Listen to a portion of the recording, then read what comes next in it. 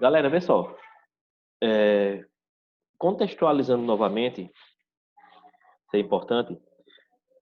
1910, certo? Ano da fundação do glorioso Esporte Clube Corinthians Paulista, inclusive, para quem é corintiano aí, né? 1910, né? Isso eu tô dizendo assim, mas nem lembro direito. Mas parece que é 1910, né? Fundação do Corinthians. Quem é corintiano aí no Sei não. grupo? Ave Maria. Primeira turma que eu dou aula com tem um Sou corintiano, rival. velho. Oi? Sou rival. Hum. Vê só. Mas vamos lá. É, a escravidão tinha terminado em 1888, ou seja, 22 anos atrás. Porém, como nós tivemos mais de 300 anos de escravidão, cara, não vamos pensar que, tipo, Princesa Isabel vai lá, assim, decreto, liberta todo mundo, amanhã todo mundo já esqueceu que tem escravidão, não. Até hoje o pessoal não esquece, né? Então, mesmo assim, né, a população descendente dos escravos, né, dos ex-escravos, né, até muitos escravos que haviam sobrevivido, né, muitos escravos que estavam vivos ainda nessa época, continuam sofrendo opressão por parte da elite branca. Isso é uma realidade, né? Enfim, e alguns desses negros marginalizados, eles veem na Marinha a única opção que tinham de, tipo, vamos dizer, tentar ser alguém num país que discriminava tanto os negros, que quando houve a oportunidade de libertá-los e empregar eles em alguma coisa, trouxeram imigrantes de fora. Vamos lembrar, pessoal, tem uma palavra que eu quero que vocês nunca esqueçam dela, vocês vão precisar muito dela a partir do ano que vem no ensino médio. Havia no Brasil um projeto de embranquecimento da população. Então a ideia de trazer aquele monte de imigrante da Europa não era porque fosse mais qualificado para o trabalho, não, nem porque fosse bonzinho, vamos salvar ali a galera da Europa, não. Era para ver se a gente conseguia deixar o Brasil branco, em outras palavras. A ideia era essa, tá bom? Nós tínhamos um país que tem uma grande quantidade de escravos negros, vindos da África. É um país que tinha ainda uma forte presença indígena, mas que o europeu era o dominador, era o dominante, era o colonizador, era o grande herói, vamos assim dizer. Então a gente queria embranqueçar, né? A gente deveria embranqueçar, fazer o embranquecimento da população brasileira. Funcionou ou não? Você dá uma olhada para a sala de vocês, né? Uma diversidade arretada, essa sala de vocês aí. Mas enfim, os negros, né, vinham na Marinha uma oportunidade, e muitos deles estavam na Marinha também por obrigação, né? Porque eram obrigados a partir de 18 anos, né? Se eles ingressarem na Marinha. Entraram na Marinha, porém quem dominava a Marinha, quem era? Quem vocês adivinham que eram os comandantes da Marinha? Negros não, brancos. E com base ainda na dominação ocorrida no tempo da escravidão, eles tentavam dominar também a Marinha. Então, tipo, quando um negro errava, era castigo físico, cara, que era para lembrar a época da escravidão a ele. Tá entendendo? Castigo físico. O castigo mais comum eram 25 chibatadas nas costas. Então amarrava o camarada lá no navio, lá no. Eu não sei, eu acho que deve ser mastro, no daquele troço, sei lá. Amarrava o camarada ali e 25 chibatadas nas costas. Tá certo? Era chibatada, velho, que cortava a carne do camarada. Eu cortava a carne do camarada. Aí, pra completar, eles pegavam um punhado de sal e jogavam em cima. Imaginador, né? Quando não era isso, quando o castigo era mais leve, era a palmatória, que a gente só associa a questão escolar, mas também era utilizada dentro da marinha. E quando o castigo era uma falta muito grave mesmo, aí era solitária, né? Ficava preso a pão e água durante alguns dias. Esses castigos eram aplicados nos marinheiros rasos, que eram os negros, né? Marinheiro raso que eu falo, pessoal, é aquela galera que entra, hoje a gente bota um apelido bem engraçado, né? A gente chama de bucha de canhão, na verdade, né? Mas era aquele camarada que entrava nas Forças Armadas, né? Geralmente Marinha, como eu falei para vocês, tá certo? E eles apanhavam, velho, dessa forma mesmo. O castigo era dessa forma, realmente, tá bom? Gente, deixa eu pedir uma coisa para vocês. Seria os iniciantes, então. Os iniciantes, sim. Deixa eu dar uma pausinha aqui, rapidinho. Então, gente, esses castigos, né, que eram aplicados aos soldados rasos, eram, na verdade, um resquício do período da escravidão, tá bom? Oi, Clara. Oi, João Paulo. Você está me escutando? Heitor, vou aumentar um pouquinho aqui meu volume, porque tem uma pessoa aqui perto de mim que está falando mais alto do que tu, Lorena. Oi, João o senhor fala dos castigos que eram aplicados com os negros para lembrar da escravatura, mas o que acontecia quando eram os brancos que erravam? Apanhava, mas era menos. Era mais levinho. Entendeu? Porque assim, na verdade, a Marinha, ela castigava todo mundo. Era porrada. Era cacete. Mas vamos pensar assim, se um soldado branco cometesse um erro, ele ia levar as 25 chibatadas dele, ele ia. Mas se fosse um negro, às vezes, pelo mesmo erro, apanhava mais ainda, ou ia para solitária, entendesse como é? O foco, na verdade, era castigar os negros. Era para mostrar para eles que, mesmo a escravidão tendo acabado, quem mandava era o branco. Entendesse? Era uma forma de humilhar mesmo, era uma forma de, vamos dizer, rebaixar ele a condição. Não, cara, tu tá livre, mas tu ainda está sendo mandado por a gente. Ah, a Princesa Isabel te libertou há 22 anos, mas tem isso não, aqui tu apanha. Tá entendendo? A intenção era castigar, era a questão da humilhação, era a questão do rebaixar mesmo o camarada a uma condição de escravidão, até. Tá certo? E o que era que se dizia? Não, rapaz, isso aí, ó, na Marinha, em todo canto é desse jeito. A Marinha todinha atua dessa forma. Então, de certa forma, o negro ia dizer, rapaz, talvez isso aqui seja algo comum, seja algo realmente uma regra da instituição. Então, de certa forma, ele apanhava mesmo, ia fazer o quê? Mas vamos lá. O governo brasileiro, na época, o presidente, deixa eu só confirmar aqui, cara, o nome dele, porque essa época é uma transição tão grande de presidentes, não lembro se era Hermes da Fonseca, presidente, não estou conseguindo localizar aqui o nome da criatura, tá certo? Mas vamos lá. O presidente do Brasil, na época, ele compra... Oi, Guilherme, pode falar. E por que essas pessoas não saíam da Marinha, Não tinha opção. já que eram castigadas? Não tinha opção. Entendeu? Não tem outra opção e outra coisa, cara. Não era simplesmente, não, você vai ter que sair, eu quero sair. Não, velho. A gente tem que saber que essas coisas é muito fechado, né? Então, não, entrou, não sai, velho. Era como se fosse uma escravidão, sem ser escravidão. E tu não tem outra opção, cara. Tu ia fazer o quê? Virar cantor de samba? Na Marinha, pelo menos, tu tinha casa, comida e tinha um dinheirinho. Entendeu? Assim? O presidente do Brasil, na época, cara, compra uns navios lá da Inglaterra, né? Inglaterra, maior marinha da época, mais organizado, navios poderosíssimos, tudo mais. O presidente do Brasil vai comprar compra uns navios da marinha inglesa, na época. Aí o que acontece? Ele escolhe alguns soldados brasileiros, alguns marinheiros do Brasil, e leva esses marinheiros até a Inglaterra para eles fazerem um curso, entre aspas, de como comandar aqueles navios, de como controlar aqueles navios ali. Um curso de como você vai manobrar, como é que o navio funciona. Então, vai lá na Inglaterra, aprende como é que se domina esse navio. Até o nome dos navios é interessante. Um era Minas Gerais, ver se eu achar aqui o nome deles. Não sei se no livro de vocês tem. Sim, era Hermes da Fonseca mesmo, presidente. Eu achei aqui no livro de vocês. Eram 3 navios. Um era Minas Gerais, outro era Bahia, se eu não me engano. E o terceiro agora eu não lembro bem. Mas vamos lá. Compra os navios, eles vão lá conhecer a marinha inglesa. Né? Vão lá fazer o curso diretamente lá na Inglaterra. Entre esses camaradas vai um marinheiro chamado João Cândido, tá certo? Um marinheiro chamado João Cândido, filho de ex-escravos, inclusive, né? Um camarada jovem, né? Ali bem desenrolado para a coisa mesmo.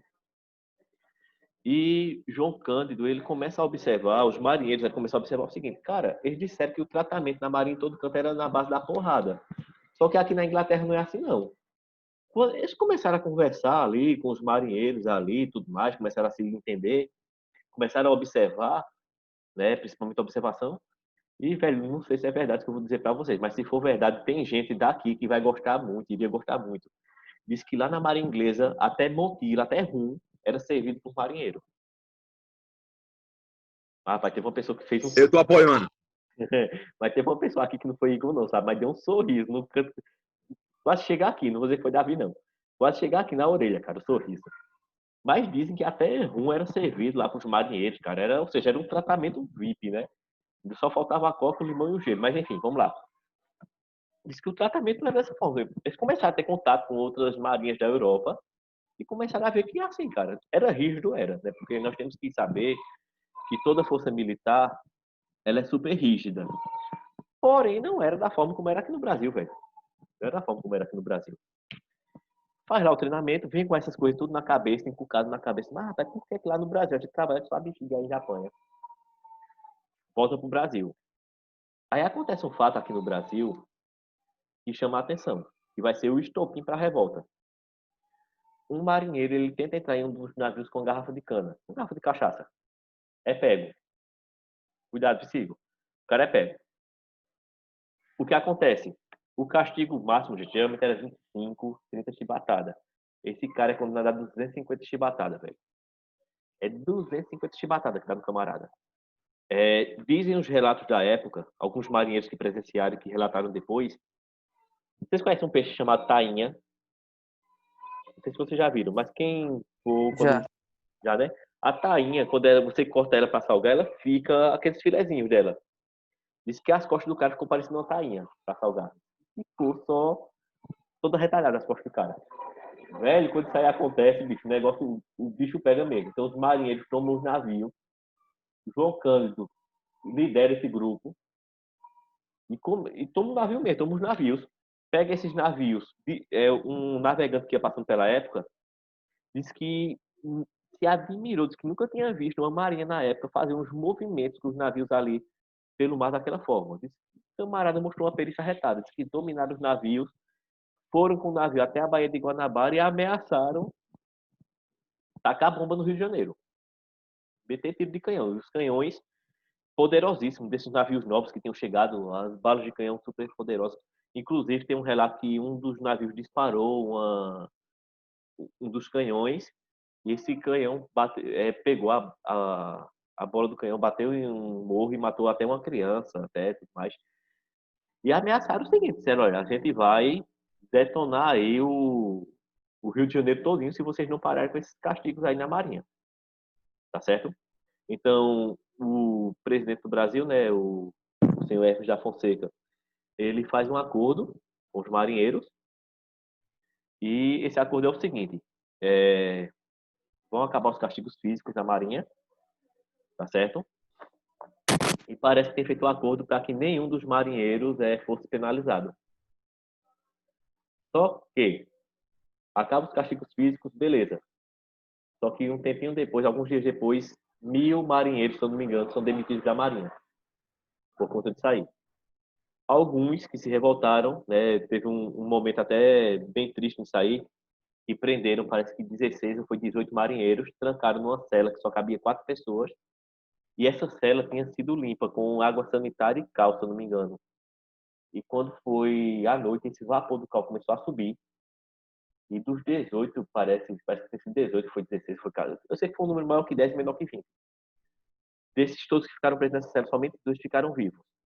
O vapor do cal vamos dizer, matou os camaradas, né? Só o João Cândido e um outro marinheiro. Inclusive, o João Cândido enlouqueceu, cara. Depois de sair, foi tido como louco, né?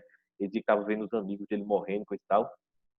E o que é que vai acontecer com o João Cândido, cara? O João Cândido, ele vai ser demitido da Marinha, né? Embora tenha sido uma figura histórica muito importante, cara. Porque o que foi que o João Cândido fez tão importante? Cara, além da perícia em conseguir dominar, em conseguir manobrar aquele navio e liderar essa revolta, ele pôs fim, vê a importância da figura dele, ele pôs fim aos castigos físicos dentro da Marinha Brasileira. Então é uma figura histórica, é uma figura afro-brasileira para a gente não esquecer. Né? A gente fala muito da importância de outras figuras, né? Como Gama, como Luiz Gama, como o próprio Zumbi dos Palmares e outras figuras dessas. Mas, cara, a figura de João Cândido é muito importante, né? Na história do Brasil e na história dos afro-brasileiros de maneira geral, tá certo? Então, João Cândido, ele morre em 1969, se eu não me engano. Bem recente, ó. É bem recente. Morre no anonimato, entendeu? Passou ali o resto da vida vendendo um peixinho ali na beira-mar, coisa e tal. O governador do estado de origem dele, eu não lembro se ele era gaúcho ou se ele fica recebendo uma pensãozinha lá do governo do estado, que ele faz ter um patrimônio vivo lá, coisa e tal, mas assim, morre pobre e esquecido no anonimato. Né? Ninguém celebrava João Cândido. Né? Até que essa música que eu passei para vocês chegou a ser censurada pela ditadura militar. Né? Ele, enfim, assim, uma figura muito importante na nossa história, mas que morreu praticamente esquecida. e liderou, né, se você observar bem, um dos momentos mais importantes da história do Brasil, cara, porque o, mesmo após a escravidão ter terminado, mesmo após o término, né, entre aspas, da escravidão negra no Brasil, os negros ainda sofriam castigos físicos, né, sofriam com a dominação ali do branco, mas que João Cândido vai lá, né, e lidera essa revolta e põe fim a esses castigos físicos na Marinha, tá certo? Alguns deles, inclusive, alguns desses marinheiros, né, que lideraram essa revolta, eles foram levados para o Amazonas para trabalhar em regime forçado lá na extração do látex e da borracha, entendeu? E para lá mesmo morreram, né? Então, uma página é muito importante, até certo ponto triste nossa história também, né? Assim como foi Canudos, assim como foi o Contestado, assim como foi, de certa forma, a revolta da vacina. E até certo ponto tenha sido o cangaço, né? E o cangaço ocorreu também devido à opressão, foi uma reação à opressão que havia, né, dos grandes sobre os pequenos na época. Mas aí a revolta da Chibata também é um movimento muito importante de nossa história, tá certo? Pessoal, alguma pergunta, alguma dúvida, algum questionamento por parte dos senhores, das senhoras e das senhoritas e dos senhoritos? Silêncio total na sala? Beleza, então quer dizer que eu arrasei, todo mundo aprendeu. Oxe, rapaz, eu vou me especializar nesse negócio de EAD. Vocês estão aprendendo melhor comigo no EAD do que presencialmente, velho. Então tá tranquilo demais. Gente, vê só. Deixa eu explicar para vocês agora como é que vai ser nossa atividade dessa semana. Vai ter um fórum, tá bom? Vai ter um fórum. Eu vou abrir aqui, que eu comecei a digitar ele aqui. Eu vou abrir, vou explicando para vocês, mas logicamente vai estar tudo bem explicadinho lá para vocês também, lá no Classroom. O título do fórum é Revoltas Urbanas e Rurais do Brasil, tá bom? Nas instruções eu vou repetir o que eu digitei para vocês. Qualquer coisa eu vou reformular depois. Estudamos 3 revoltas rurais, Canudos, Contestado e Cangaço, e 2 urbanas, Revolta da Vacina e Revolta da Chibata. Escolha uma dessas revoltas, vocês vão escolher uma, certo? Ah, professor, Camila escolheu a mesma que eu escolhi, não tem problema. Deixa a Camila escolher a que ela quiser, você escolhe a que você quiser também, tá bom? Eu imagino que 15 pessoas vai escolher todo mundo da mesma revolta, não, né? Aí tá com a gota também, não, né? Escolha uma dessas revoltas e faça um comentário para a turma, comentário aberto, né, em fórum, né? Sobre ela, relatando por qual motivo você acha esse momento interessante e quais os resquícios de opressão das elites a esses grupos. Ou seja, eu escolhi Canudos. Eu achei interessante por conta disso, disso e disso. Certo? E o que é que você observa em Canudos que demonstre que é a opressão das elites contra a camada pobre? Ah, eu observei que Canudos aconteceu porque os pobres... Entendeu? Ou seja, de que forma a gente percebe ali a classe dominante violentando, entre aspas, a classe dominada. Cite suas lideranças e as controvérsias que podem haver em torno deles. Por exemplo, Antônio Conselheiro, liderança de Canudos. Por que Antônio Conselheiro era considerado bandido para uns e era considerado um messias para outros?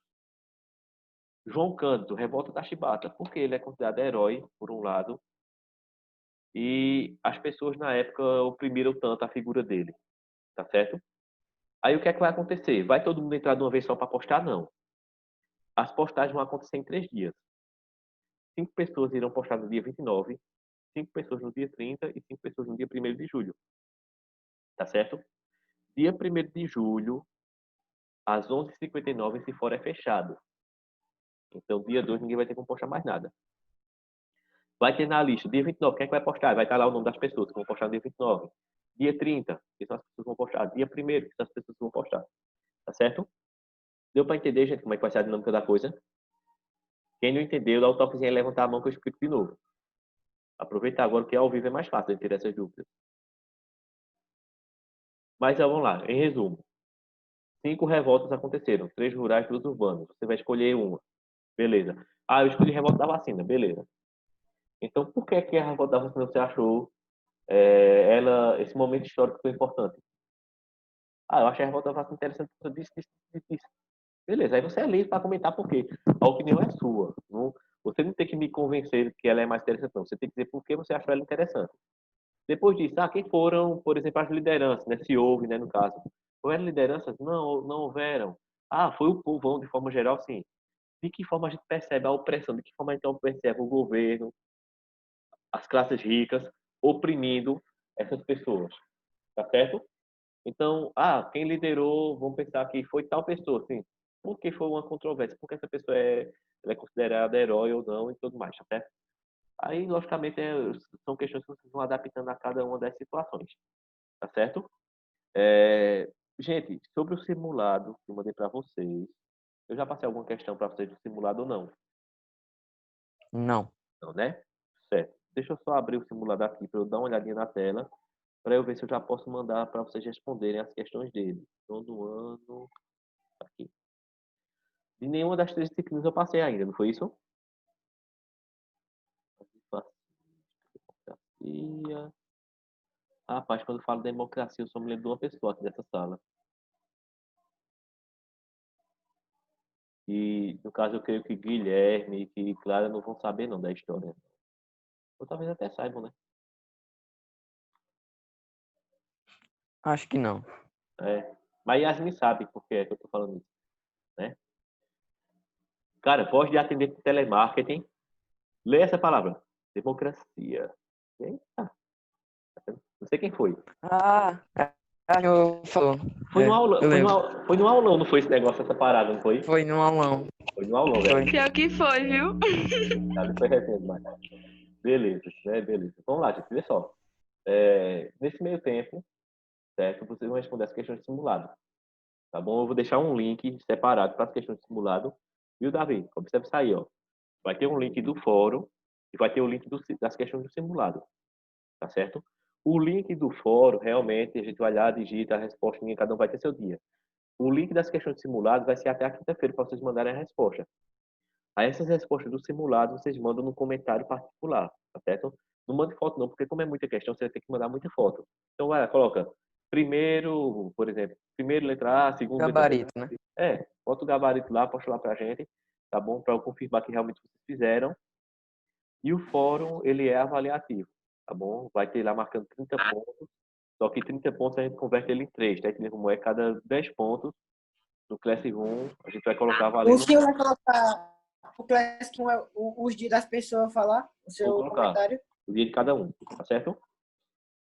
Aí a ordem vai ser aleatória, tá bom? Não pense, não, pela chamada não. Eu vou fazer aqui uma ordem aleatória.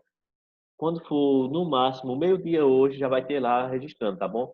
Mas cada pessoa, por favor, só poste no seu dia, tá bom? Então, por exemplo, vamos pensar aqui, eu coloquei Emily para postar no dia 1º de julho.